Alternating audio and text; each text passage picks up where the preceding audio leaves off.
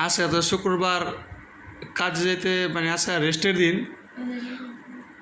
ও এই কাজ করি না, এটার জন্য অন্য ইয়ের ছবি তুলে দিলাম, অন্য মালের।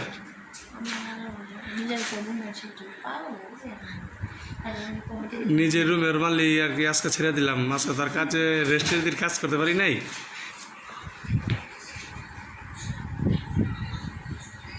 এটার জন্য আজকে এই ছবি ছেড়ে দিলাম।